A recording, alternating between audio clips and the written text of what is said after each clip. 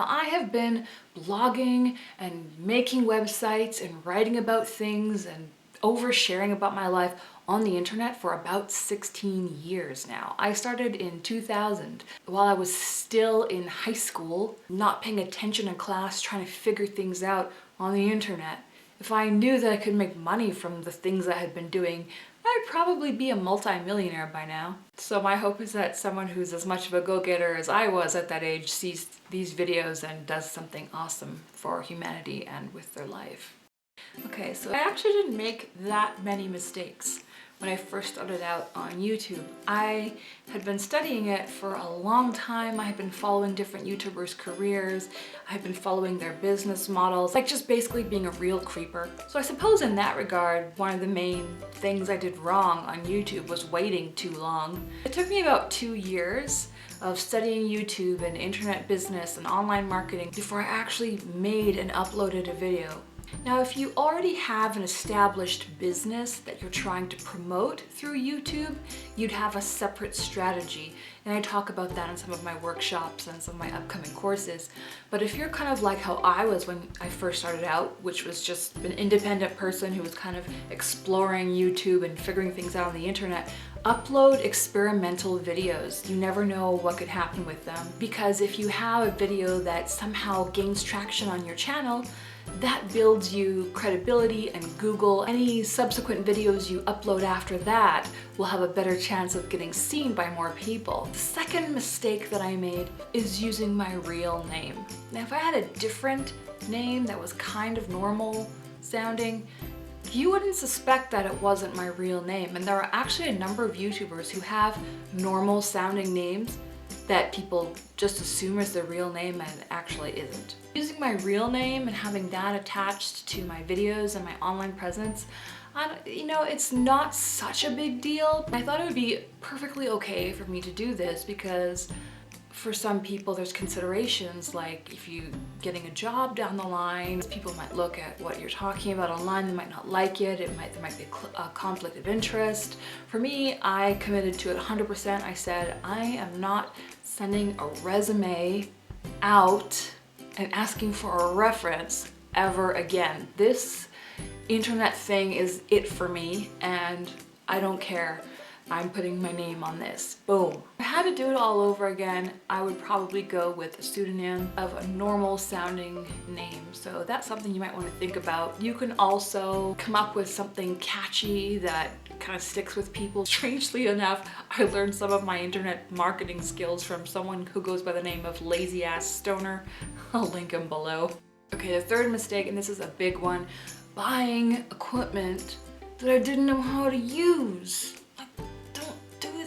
As you can see behind me and in front of me, like I've got lights, I've got some backdrops. I had a microphone, like a lapel microphone at one point. I had a standalone microphone set up at one point as well. I'm so used to being able to figure things out on my own and just being kind of smart and savvy. And that way I'd always just figure out, oh, I can figure it out. I'd look it up on the internet, 3-point lightning. Oh, that's easy, I got this, No. There are some technical things that you really need to learn, in a technical textbook kind of way. I always think I can kind of make things work and it'll work out great for me. And truthfully in life, that's been mostly how it's been for me. But in this case, you don't need fancy equipment to get started on YouTube. I get this question all the time. What kind of cameras should I get? What should I this? What should I that?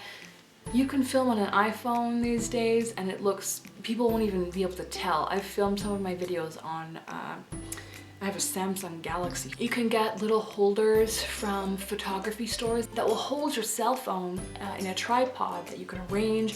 You can hook it on things, you can stand it on a desk, and then you can hit the record button and go. I've got a couple of point and shoot video cameras, like this Canon.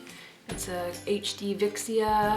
The one I'm shooting on now is another Canon HD. It can be tempting to want to have perfect videos that look perfect and are perfectly edited and everything like that. If you already have a business and you're already a business professional, then yes, you might want to consider having top quality videos. You don't have to, because sometimes that can build trust with your customer if you just seem like a normal person instead of an infomercial. Having more expensive equipment and fancier editing is not the best thing for everyone, regardless of what your budget is. The final mistake that I made when I first started on YouTube is I had no game plan for what to do outside of YouTube.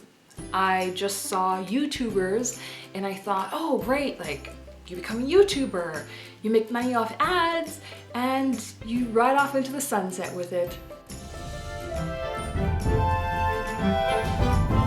It actually doesn't work like that, not for most people. That could be a part-time thing, you know, for a couple of years. If you want to be a full-time YouTuber, you have to have a game plan and a strategy going in.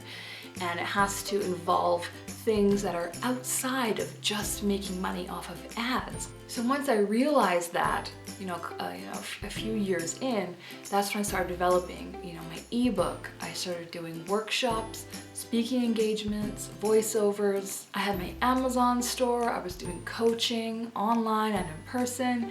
So I really got to experience all the different aspects of YouTube business. And that's what my upcoming course is about, teaching you the business of YouTube. It's going to be really beneficial for people who already have established YouTube channels, people who are just growing in their YouTube channels, or people who are just beginning or even thinking about YouTube.